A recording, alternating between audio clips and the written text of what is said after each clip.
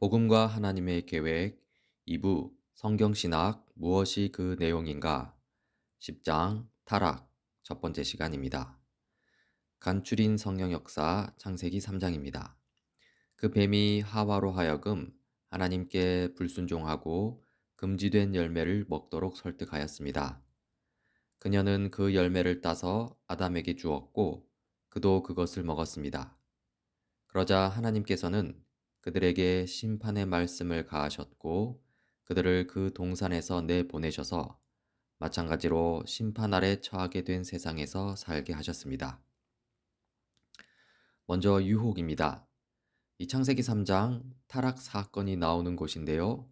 여기에서 말하지 않는 것은요. 이 악의 기원에 대해서는 언급하지 않습니다. 하나님 안에서 이 악의 기원은요. 사실상 우리 인류에게 신비로 남아 있습니다. 우리 인류 지성의 한계로 인해 악의 기원을 이해하는 것은 불가능하다는 것이죠. 한편 창세기 3장이 타락을 말하긴 하지만 그렇다고 선악 이원론을 말하지는 않습니다.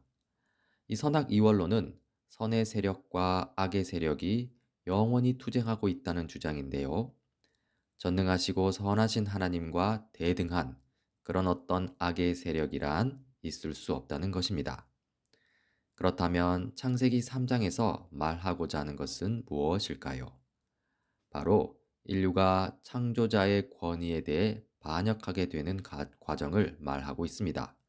그 반역의 의미를 서술하고 있죠. 이 아담과 하와의 타락 이야기는 역사적 사건인가 하는 물음이 있습니다. 이 상징적인 설명일 뿐이라는 주장도 있고요. 일종의 신화라는 주장도 있습니다만, 그러나 타락 이야기는 분명한 역사적 사건입니다. 왜 역사적 사건인가 하면 이 복음, 신약 성경, 이 성경 전체의 메시지에 따르면 그렇다는 것입니다. 이 바울은 로마서 5장에서 타락 이야기를 역사적 사건으로 상정합니다. 그러므로 한 사람으로 말미암아 죄가 세상에 들어왔고 또 그 죄로 말미암아 죽음이 들어온 것과 같이 모든 사람이 죄를 지었기 때문에 죽음이 모든 사람에게 이르게 되었습니다. 이 또한 복음의 실제성 때문에 타락은 역사적 사실일 수밖에 없습니다. 인간 본성과 인류 역사를 근본적으로 바꾸어 놓은 이 유혹과 타락이 실제로 있었다는 것을 가정할 때에야 이 복음의 실제성 및 이 복음의 참된 의미를 바르게 이해할 수 있게 된다는 것이죠. 이제 타락의 시작이 된 뱀과 하와의 대화를 살펴봅시다. 이 뱀과 대화하기 전 이 하와의 상태를 보자면요. 이 사실상 하와는 이 하나님과 하나님의 말씀의 진실성에 대해서 논의해 볼 가능성조차 없었습니다. 왜일까요? 왜냐하면 인간은 하나님의 창조 세계 안에 존재하는 피조물에 불과하고요. 따라서 모든 실제에 대한 참된 해석을 위해서는 하나님의 말씀에 의존해야 하기 때문입니다. 그러니까 하나님이 만물의 창조자시라면 하나님을 벗어나서는 창조 세계 안에 존재하는 진리를 알 수 없고요. 또 하나님이 만물의 창조자시라면 하나님이 모든 진리의 근원이라는 것을 인정해야 한다는 것입니다. 따라서 아담과 하와에게는요, 하나님과 하나님의 말씀의 진실성은 당연한 것이었습니다. 그런데 문제가 발생했습니다. 이 뱀이 순수했던 하와를 유혹한 것이죠. 창세기 3장 1절입니다. 뱀이 여자에게 물었다. 하나님이 정말로 너희에게 동산 안에 있는 모든 나무의 열매를 먹지 말라고 말씀하셨느냐? 이 뱀의 이런 질문이 가지는 의미가 있습니다. 이 질문은요, 이 하나님의 말씀에 대한 인간의 마땅한 태도에 문제를 일으킵니다. 그러니까 의구심을 일으키는 질문이라는 것이죠. 선포된 하나님의 말씀을 그저 하나님의 말씀으로 받아들여야 하는데 그 하나님의 말씀을 인간의 기준으로 분석하고 평가할 수 있는 것 또는 그렇게 평가해야 하는 것으로 전락시키려고 한다는 것이죠. 그런데 인간이 하나님의 말씀의 진리성을 테스트하겠다는 것은요, 인간을 하나님보다 더 우위에 두는 것입니다. 뭔가 문제가 된다는 것이죠. 안타깝게도 하와는 그러한 뱀의 전략에 반쯤 넘어가는데요. 그렇게 될 즈음에 뱀이 결정타를 날립니다. 3장 4절 5절입니다. 뱀이 여자에게 말하였다. 너희는 절대로 죽지 않는다. 하나님은 너희가 그 나무 열매를 먹으면 너희의 눈이 밝아지고 하나님처럼 되어서 선과 악을 알게 된다는 것을 아시고 그렇게 말씀하신 것이다. 이 뱀의 이러한 진술이 가지는 의미는요, 이 하나님의 권위에 대한 직접적인 도전입니다. 하나님을 거짓말쟁이, 이기적인 존재로 만들려는 것이고요. 하나님은 사랑의 하나님도 아니요, 신뢰할 만한 분도 아니라고 주장하는 것입니다. 매우 안타깝게도 뱀의 이러한 전략은 하와에게 통했고요. 하와는 선악과를 따먹고 맙니다. 정리해 봅시다. 유혹은요, 하나님의 말씀을 절대적인 권위를 갖고 있지 않으며 따라서 인간에게 진리의 근원이 될 만큼 신뢰할 만한 것이 못 된다고 하는 사탄의 제안입니다. 여기에 넘어가면 안 되겠죠? 다음으로 타락입니다. 이 타락 사건인데요. 창세기 3장 6절입니다. 여자가 그 열매를 따서 먹고 함께 있는 남편에게도 주니 그도 그것을 먹었다. 결국 아담과 하와는 선악과를 따먹음으로써 하나님의 말씀에 불순종하게 되고 타락하게 됩니다. 이 타락이 가지는 의미는요. 먼저 하나님에 대한 인간의 태도가 변했습니다. 이 하나님을 더는 자명하신 창조주 및 주인으로 간주하지 않게 되는 것이죠. 또한 하나님의 말씀에 대한 인간의 태도도 변했습니다. 이 하나님의 말씀을 더는 자명한 진리로 받아들이지 않고요. 그 말씀을 이 피조물의 말 수준으로 낮추어 보게 되는 것이죠. 결국 하나님과 하나님의 말씀은요. 하나님보다 더 높은 권위에 의해 테스트를 받아야 할 한 차원 낮은 권위를 갖고 있는 것이 되고 맙니다. 여기서 하나님보다 더 높은 권위는 뭐가 될까요? 보통 인간 자신이 됩니다. 인간이 하나님의 자리를 대신하려는 것. 이것이 바로 타락이라는 것이죠. 이 타락이 일어나기까지 뱀의 전략을 살펴보면요.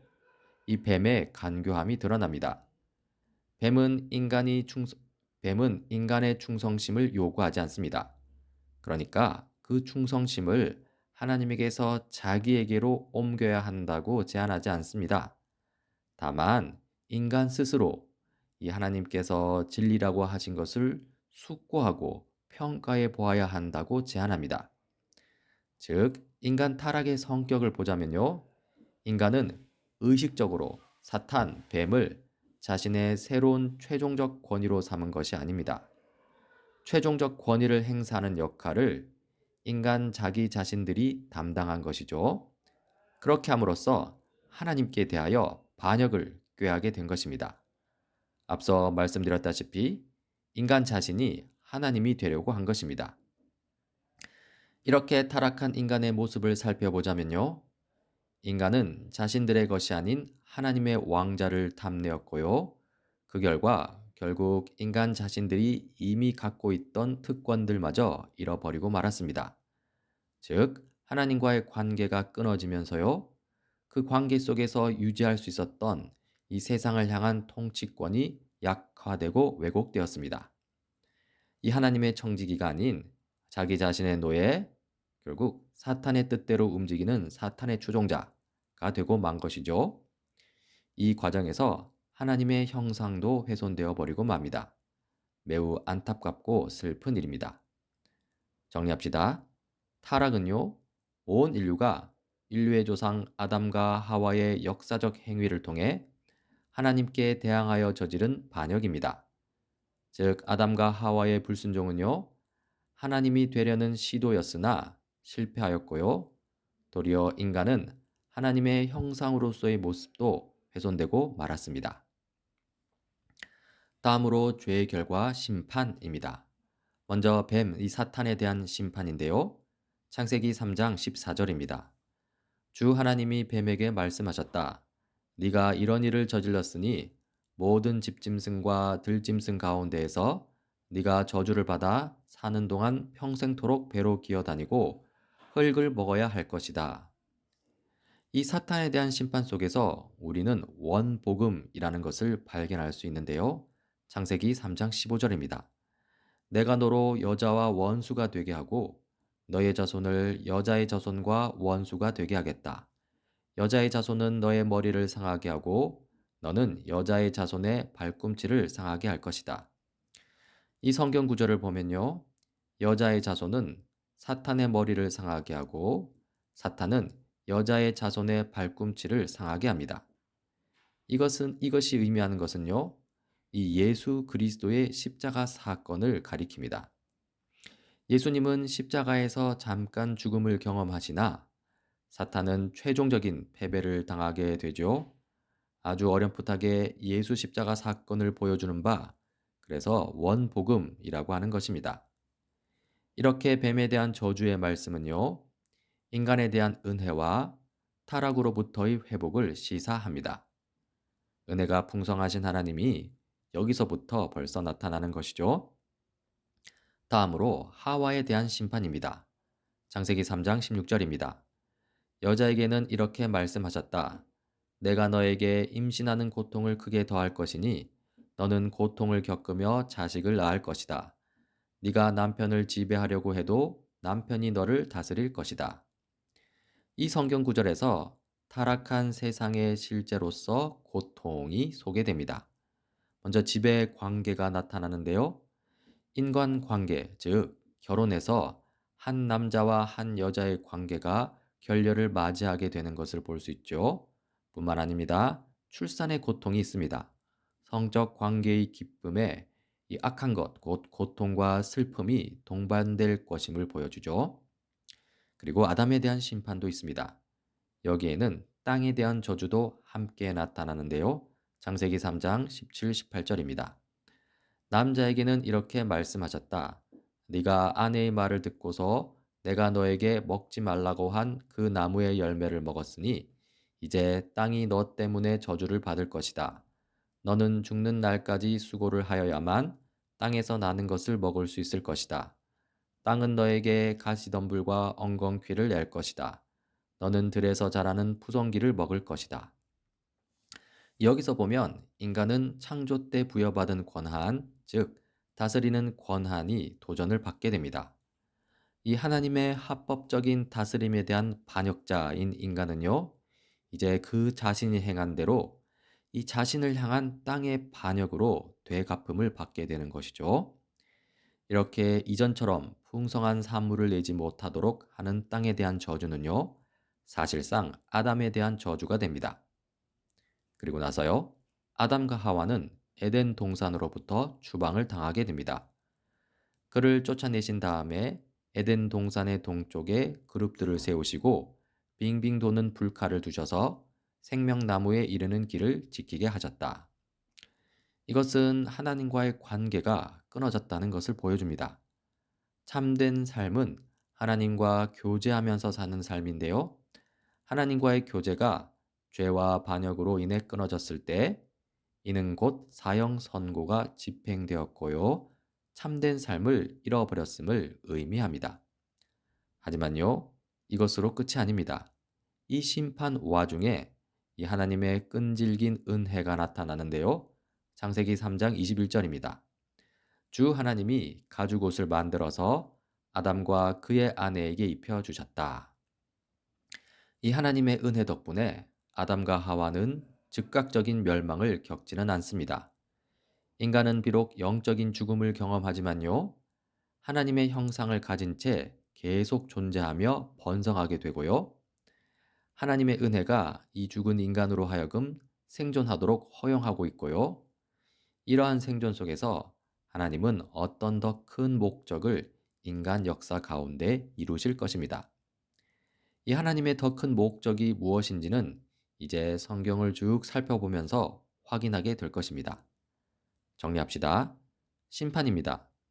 인간의 처음 죄로 인하여 사형 선고가 임했습니다. 그래서 하나님과의 교제가 끊어졌고 인간의 다스림은 도전을 받게 되었습니다. 이제 인간은 어쩔 수 없는 죽음을 직면하게 되었습니다. 그러나 심판과 함께 하나님의 은혜도 인간의 유익을 위해 여전히 역사하고 있습니다.